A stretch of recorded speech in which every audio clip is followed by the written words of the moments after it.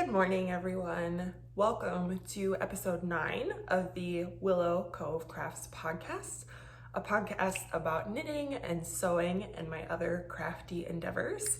My name is Emily, and you can find me on both Ravelry and Instagram as Willow Cove Crafts. Today is Sunday, August 22nd. And I am coming to you from just outside of Madison in Verona, Wisconsin.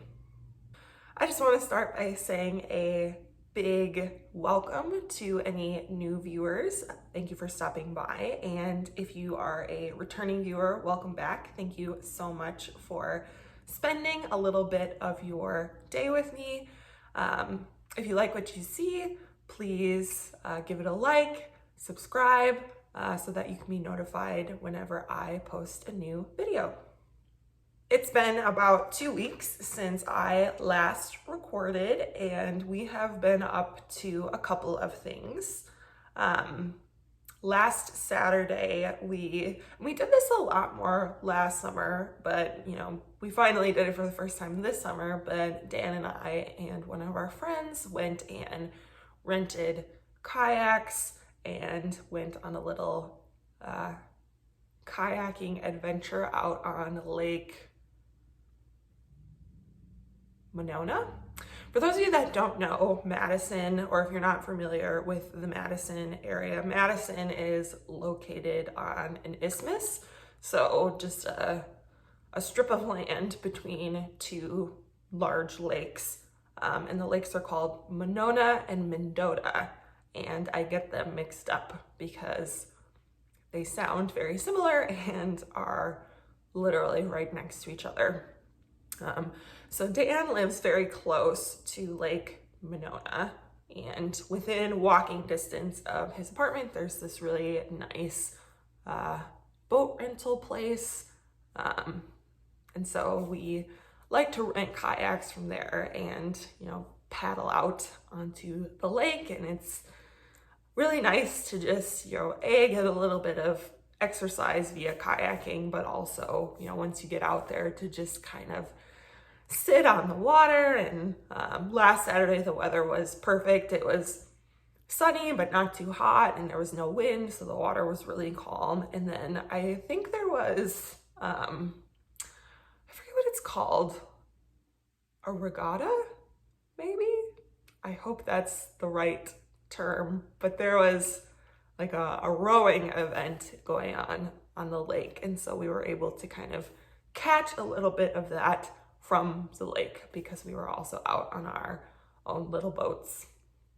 And then yesterday I had the chance to drive out to Milwaukee to visit my friend Amanda. I have mentioned her before. She's going to be the recipient of my baby quilt that I am working on that I'll show a little bit later. But I took a little day trip out to visit with her and her husband and see their new house, and spend some time with them, which was really lovely. And then now looking forward, we've got a couple really busy weeks ahead of us, which I'll talk about a little bit more later. So hopefully I'll be able to squeeze in some knitting over the next few weeks. But I definitely have a lot to show you today. More so, I've gotten a lot of knitting done on one project, which I will talk about here shortly.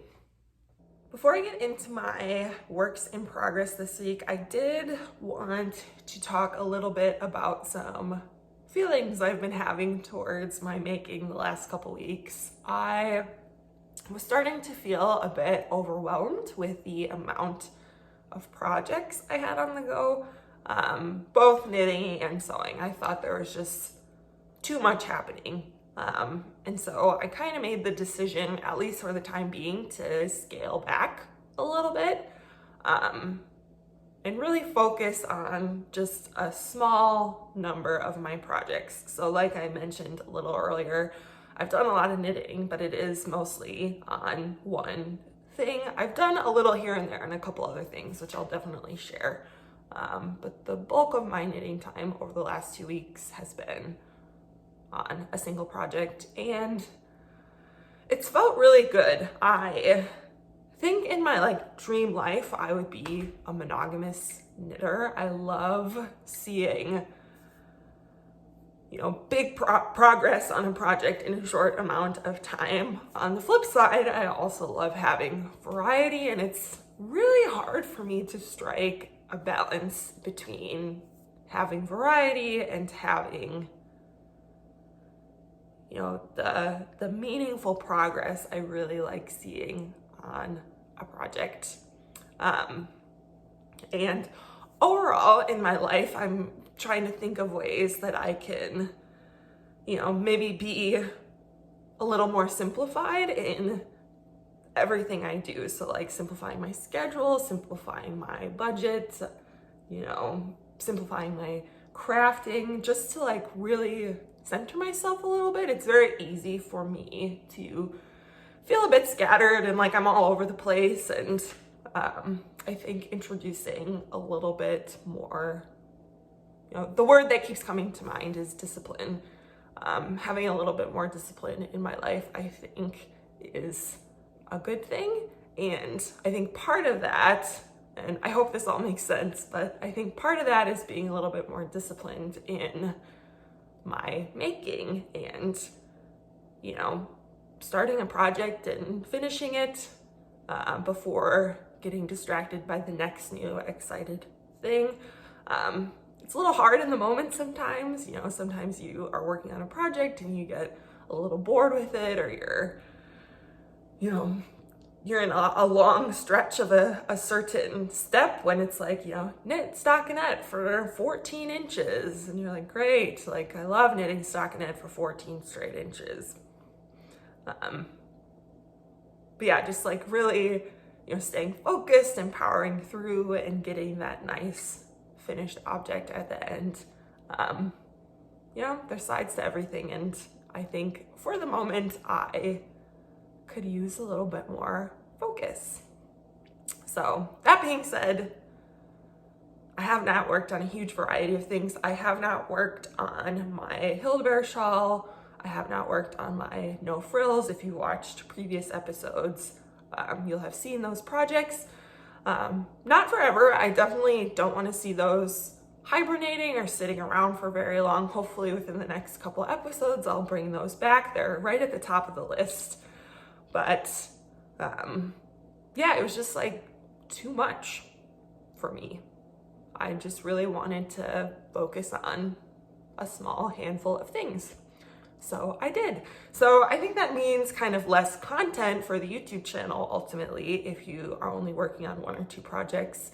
But, you know, for me, it's worth the trade-off. I'm really happy to like dive into a project and really sit with that project and focus on that project. So yeah, I am kind of contemplating ways I can, you know, add, you know, maybe new segments to the podcast or whatever to kind of fill up that space that would otherwise be filled with showing you a ton of knitting content. So I'm gonna be pondering that over the next couple weeks. But without further ado, we can go ahead and, you know, look at what I've been making over the last couple weeks.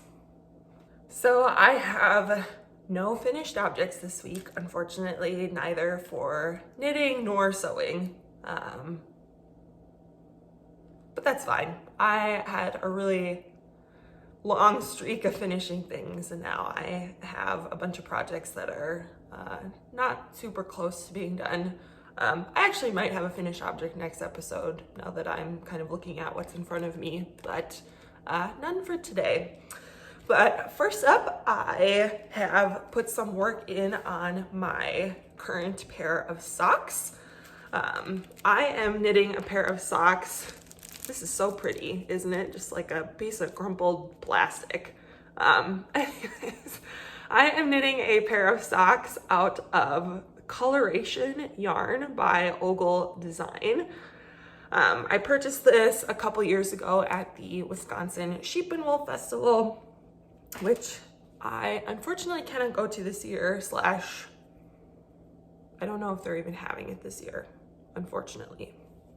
But I am on call that weekend, so I cannot go. Anyways, that's not important. Here's the cake so far. So the way that this yarn works is it ombres. It fades from a dark red to a white. I will show you on my last episode, I had finished my first sock. So this is the sock number 1. And the yarn comes in 2 different cakes so that you can get matching socks. So again, it starts from this really nice brick red and kind of speckles and fades down to a really light, almost white pink. Since last episode, I put a marker where I was last time, but I was maybe about halfway done with the leg the last time I recorded, and I have knit all the way down and have finished the leg and done the gusset and heel flap, and I am now just getting started knitting straight for the foot. So I'm pretty confident I will probably have these done by next time, but you never know. But yes, this is just a plain pair of vanilla socks. For myself, these socks are for me, do 64 stitches, top down, 2x2 rib. I think that's a pretty standard sock recipe that a lot of people use. And I am a women's size 10. And I have kind of wide feet, and so I have found going up a stitch count is like too big for me still. I think I have wider than average feet, but I don't like to go up a stitch count because I do like a snugger sock. I've experimented with that a little bit, and I do think 64 stitches is my sweet spot. But what I do like to do is knit the foot of my sock maybe a little bit longer than what I would normally. So for those of you that are familiar with socks, the toe of a sock is typically 2 inches, I would say. And so a lot of sock patterns will tell you to knit the foot until it is 2 inches less than your foot length. So my foot is 10 inches. So that would mean I should knit my foot to 8 inches before starting my toe decreases. I have found, because of the width of my foot, it like stretches and shortens the sock when it's on. And so I actually like to knit until about 8.5 inches before starting my toe decreases. And so what happens is I end up with a sock that has a 10.5 inch foot, which is a little, big for me based on the measurement. But then when I put that sock on and my, big wide foot stretches it out horizontally, it shortens it a little bit, and it actually ends up fitting pretty well. I hope that makes sense. So, if you out there are like me and have really wide feet, I recommend maybe experimenting with that a little bit, not necessarily adding stitches or using a larger stitch count, but maybe making your sock a little bit longer to account for a little bit of stretch and pull if you like a snugger fit sock. So again, no particular pattern, but this is Coloration yarn by Ogle Design. I don't think there's a colorway, but yeah, those are really fun, and hopefully those will be a finished object the next time I chat with you all. I did spend a little bit of time after I recorded last episode, so 2 Sundays ago, while I was like editing and uploading the video, I did spend the rest of that Sunday working on my Slipstravaganza blanket. So I got a fair bit of work done on it. You can see my croissant stitch marker, and then I finished the column section and started in on the bubble section, which doesn't look very bubbly yet, but that's coming. So yeah, this was about one Sunday's worth of work. The rows on this are very long, so it might not look like a lot, but it takes a while to do rows on this thing. So let me back it up so you can see the whole product so far. It's getting really squished up on the needles. Needle management on this thing is going to be quite the adventure when it gets to its big size. So I don't think I mentioned, this is the Slipstravaganza blanket by Stephen West. And I am using the Westwool Tandem DK yarn in a variety of different colors, which I'm not going to go through today. Except maybe to tell you, I believe this light blue is called Glass. I definitely go through some of the colors in some of my older episodes, and it's all in the show notes. So if you want to see what colors I am using, you can click down below and see that in the show notes. But yes, I freaking love this thing. I think it looks so good. I could stare at it all day.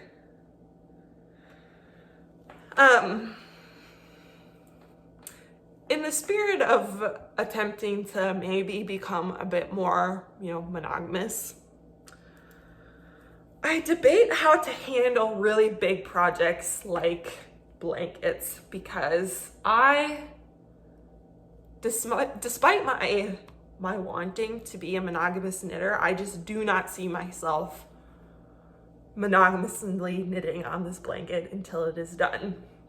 So I think my approach, I'm gonna set this aside for a little bit, like some of my other projects, and then I think I'm gonna kind of use this as an in-between knitting project. So when I finish, I'll show you my sweater in a second, but when I finish my sweater, maybe taking a week or so to knit on this, maybe reach a certain milestone on the blankets, and just kind of use this as a little bit of a palette cleanser while I think about what my next large knitting project will be. So yeah, I might not work on this much in the next few weeks, but it will be coming back occasionally, because I do really want this blanket sitting on my couch. I think it's a stunning piece, and I'm excited to make it a part of my living room. So yes, Slipstravaganza blanket by Stephen West out of the Westwool Tandem, which is what is called for in the pattern. I left my label over there, but I've shown it before. So yes. My last work in progress, knitting work in progress for this episode, is the one that I have put the most time and love into over the last few weeks. If you watched last episode, you probably know which sweater I am talking about. Currently, right now, there is a knit along for Andrea Mowry's new pattern, the Illuminate sweater. And I have been participating. I'll put a link in the show notes for information about the knit along. I think there's definitely still time for you to participate if you would like and haven't started yet. It goes until mid-October, so you still have about 2 months to knit this sweater if you want to join. But again, I am working on the Illuminate by Andrea Mowry. I am using 2 different yarns with this sweater. The first is Spincycle dyed in the wool in Rusted Rainbow. Here is the label. And I don't know if they put the breed on. They just say 100% American wool. They're not breed specific about what this yarn is made out of.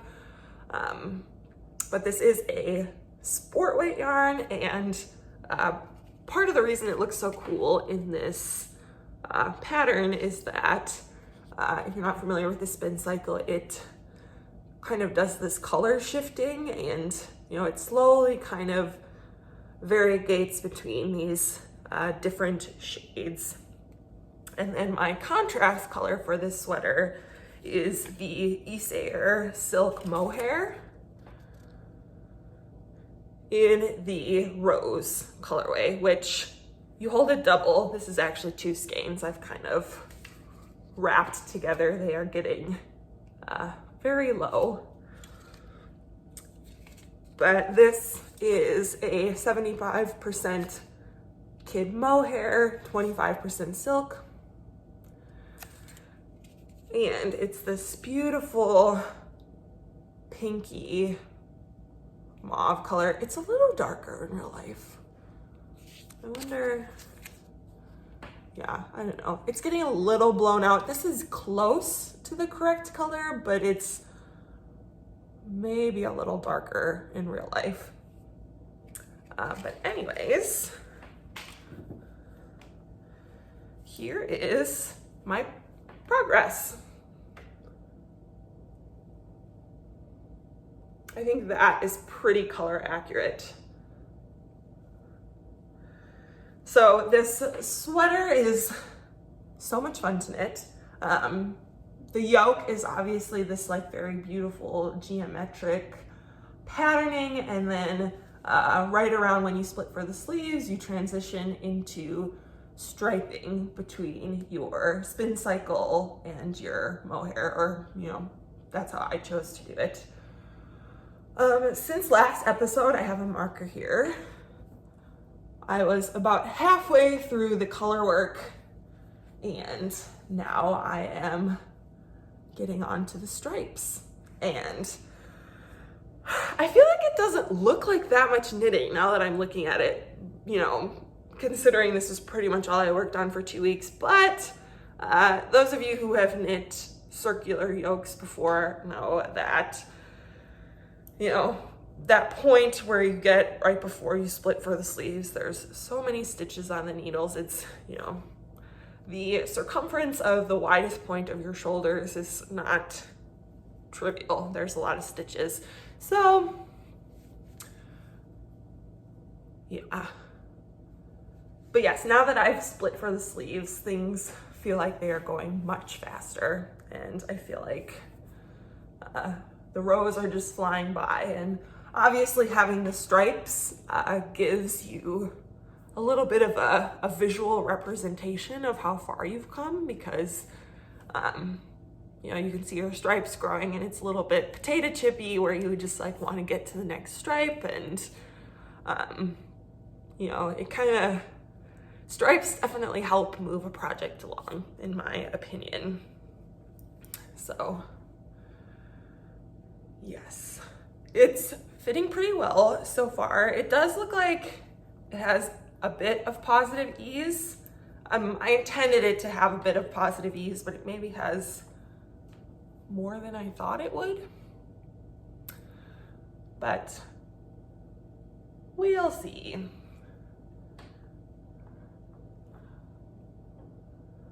Yes, really happy and excited to be working on this, and I am hopeful that if I am, continuing to be monogamous on this sweater, it'll be done pretty quickly, I would think. Definitely really excited to add this to my fall wardrobe. I think the colors just, I might have to go to the pumpkin patch with this sweater. Like, it's perfect. So anyways, that again is the Illuminate sweater by Andrea Mowry. And if you like it, there is a knit along going on. So definitely go check that out. Like I said, if you've watched previous episodes, you know that I have a couple other projects that I would consider works in progress, even though I haven't knit on them in the last few weeks. I am hoping to you know, finish my Illuminate and then get back to some of those other projects because they are beautiful and I want them, but I just, again, needed to simplify things a little bit. So that being said, we are at the end of the knitting content for this episode and we will move into sewing. I have put a little bit of work into my baby quilt. Like I've mentioned before, my friend Amanda, who I have known since we were kids, is having a baby boy in December and I am sewing him a quilt. This is the Trippy quilt by Melanie Traylor of Southern Charm Quilts. And I don't really know how to show this. I've made a couple more blocks since we last spoke, but they all kind of look the same. So, you're just gonna have to trust me that these are, that there's a handful of new blocks in my little block stack. But essentially, here's what the blocks look like. There's, just kind of diagonal lines of like fabric, and then they will ultimately get sewn together in a certain way to kind of make like diamonds, if that makes sense. I am using a jelly roll from Cotton and Steel Fabrics. I forget what it's called, it's in the show notes. But it's this collection of really nice dusty blues and neutrals with some pops of gold in there. I absolutely love this fabric here, the white with the gold flowers on it. I think it looks super cute. So anyways, I'm slowly working on that quilt. I think I'm just gonna kind of work on it here and there, and then maybe in October I will kick it into high gear to hopefully finish it up before the baby is born. So ultimately, I don't think it will take that long to finish this quilt. I just have to prioritize it at some point, which I'm not quite feeling the pressure yet. But I think come October, I'll kick it into gear and finish this up. But for now, just like a couple blocks a week is what I'm aiming for. Yes. The other sewing project I have worked on in the last few weeks is a new dress. I am going to a friend's wedding in the middle of September, and I thought what a great excuse to sew a new garment. So I haven't actually started the dress itself, but I have made a muslin. So here that is. It's so hard to show these big dress garments on this little screen. Yeah, I feel like this looks like nothing. But anyways, I am making the, I think it's pronounced Arum dress by Deer and Doe Patterns. And it's a really simple dress. I think I could probably, myself as a beginner garment sewer could probably whip this out in an afternoon if I really wanted. But the dress itself has a dolman sleeve, so you don't have to worry about setting in sleeves. The back, I will show you on my muslin. The back is made up of 3 pieces, and I believe this is called a princess seam. I'm gonna have to go look that up, but you've got a middle panel and then 2 back side panels that, kind of come together, and it, has this really nice curve at the waist. And then the real dress will have a little front pocket, or frocket as Dan likes to call it. So So yes, my muslin fits okay. I made the largest size of this dress, and it fits, but just barely, which is a little unfortunate. I've heard from other people that Deer & Doe is maybe not the most size inclusive of pattern designers. And I think they've done a lot of work in the last couple of years to expand their sizing, but I don't know. I can't quite imagine what it was maybe like before. If, you know, I recognize that I'm not the smallest person in the world. I'm pretty tall. I've got pretty wide hips, but like, I don't think, you know, if I'm the largest size, I feel like that's a little unfortunate that, you know, more people probably cannot sew some of these things and fit into them. If, you know, I consider myself to be pretty average size, and if I'm the biggest size, then that's a little sad. Maybe not the most inclusive of pattern companies, but I do know they are doing some work towards that, so maybe we'll see some more from them in the next couple of years. So yes, the thing about this that doesn't fit the best is actually the arms. It's workable. I haven't decided what I'm going to do. I might take out the seams on my muslin and try. The pattern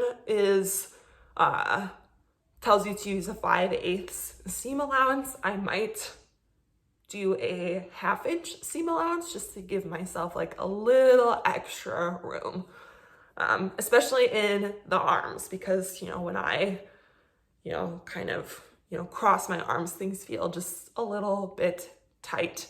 And you know, I do have bigger arms, I think, so things are often a little tight on me. And then, you know, maybe the Dolman style sleeve is maybe not the best for someone with larger arms like myself, but I do think decreasing my seam allowance will give me a little extra room. I'm kind of contemplating maybe grading the shoulder on the pattern just to give myself maybe a little extra fabric, but I don't quite know if I need to do that. So I think maybe this coming week or next week, I might rip out the seams on the top shoulder of my muslin and try sewing it with a smaller seam just to see how it is fitting. The actual fabric I am going to make for my real dress is this black viscose linen that I purchased from Blackbird Fabric. It's really cool. It's kind of thick. I like the idea of making a dress out of this for the fall because it is a thicker fabric, and it's got, I hope you can kind of see that, it's woven in a way that gives it a little bit of texture. Yeah, I think you can kind of see that. But yes, it's a little bit of a heavier fabric. I think it will work well with this dress. And then my plan for the wedding is to wear this dress with black tights and some boots. It is a fall wedding. And yes, I think once I finally make a decision about how I want to handle the sleeves, you know, the rest of this will just come together really quickly. I'm just taking a few days to contemplate exactly how I want to approach adjusting the sleeves to make it a better fit. But that is the perks of making your own clothes, is you can change things if they don't quite fit your body the way that you want, because as I'm sure we've all heard and we all know, every body is different and things do not always fit exactly right. But as makers, we can fix that for ourselves, which is really awesome. And that is everything I have to share with you today. I am planning on recording. Typically, I have been trying to release a new episode every 2 weeks. 2 weekends from now, Dan and I will be out of town for Labor Day, so I will not be able to record in 2 weeks. So you can plan on hearing from me again in 3 weeks this time around. Yes, I hope you all are enjoying the last little bits of summer. It's hard to believe that there's only a few weeks left in August, less than a few weeks, just 9 days. And then we're into September, and then, you know, at least around here, we're gonna start seeing the temperature drop. The summer flew by. I just can't believe it. So anyways, like I said, thank you so much for joining me today. I really appreciate your support. Give this video a thumbs up, subscribe if you haven't, and hopefully you are all getting a ton of knitting and sewing time in, whatever it is that you like to do. And I will chat with you all soon. Bye, everyone.